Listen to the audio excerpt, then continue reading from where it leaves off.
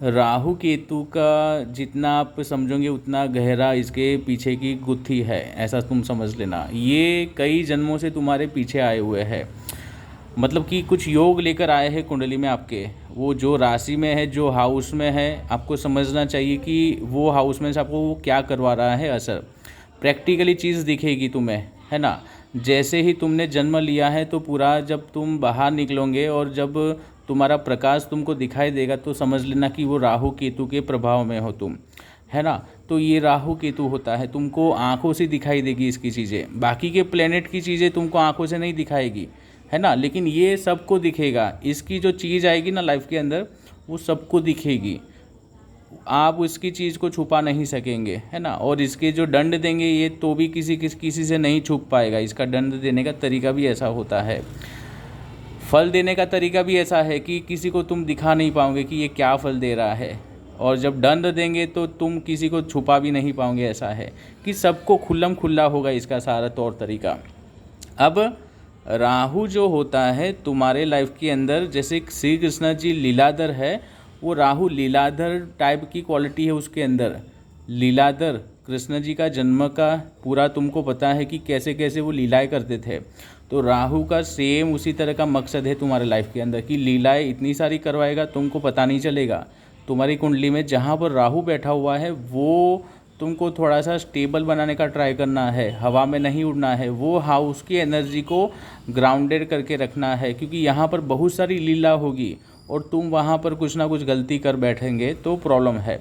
तो हमेशा याद रखो, राहु जहाँ बैठा हुआ है वहाँ पर लीलाएं करवाएगा, है ना। कुछ होगा भी नहीं लेकिन तुमको वहाँ पर ले जाएगा, है ना, लीलाएं करवाएगा। तो तुम ये श्री कृष्ण जी का जन्म के बारे में तुम थोड़ा सा पता कर लेना कैसे कैसे लीलाएं करवाई।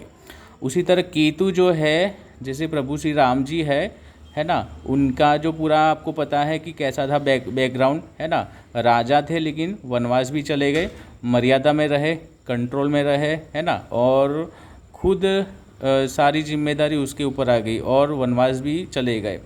तो जो सेक्रीफाइस होता है तुमको केतु सिखाएगा। तो केतु को तुमको समझना है। तो श्री राम जी का एक एग्जाम्पल लेना तो तुमको पता चलेगा कि केतु वाले लोगों की लाइफ में क्या क्या होता है। तो तुम ये समझो अब कि ये मैंने क्यों बताया तुम्हें, क्योंकि हर एक पर्सन के जीवन के अंदर राहु केतु दो टाइप की क्वालिटी होती है।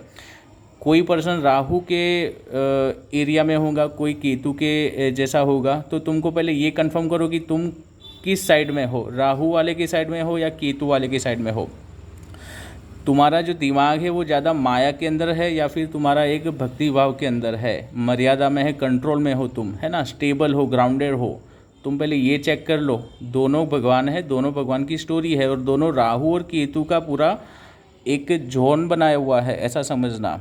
तो केतु जहाँ पर होगा वहाँ पर तुमको सेक्रीफाइस करवाना पड़ेगा, ज़्यादा आपका एग्ज़ाम होगी, वहाँ पर परीक्षाएं लिए जाएगा आपके। और जहाँ पर राहु है वहाँ पर ज़्यादा ही माया होगी, तरह तरह के आपकी लीलाएं करवाएंगे और आपको पता ही नहीं चलेगा, है ना। तो मोस्टली ये दो तरह की क्वालिटी होती है राहु केतु के लिए। आई थिंक ये आपको पहली बार सुना होगा और ये एग्जाम्पल पहली बार आपको दिमाग में आया होगा आज मेरे से। आई होप तुमको क्लियरली समझ में आ गया होगा राहु केतु के बारे में। तो तुम्हारी कुंडली में राहु केतु कौन से हाउस में है और वो तुम्हें कैसे फल दे रहे हैं, तुमको कैसी लीलाएं करवा रहा है राहु, और ये केतु तुमको कैसा डिटैचमेंट करवा रहा है, कैसा एग्ज़ाम दे रहा है वहाँ पर से वो हाउस से, वो तुम पहले समझना ट्राई करो। तो कुंडली जब तुम समझोगे खुद की तभी तुम्हें एक रियलाइज़ होगा कि प्लेनेट कुछ बताते हैं लाइफ के अंदर, है ना। वरना ज्योतिष तुमको बताएगा तो तुम इतना वैल्यू नहीं करोगे। लेकिन तुमको जब पता चलेगा तुम्हारी कुंडली में ये हाउस में ये वाला प्लेनेट बैठा हुआ है तो तुम्हें रियलाइज़ होगा एक्चुअली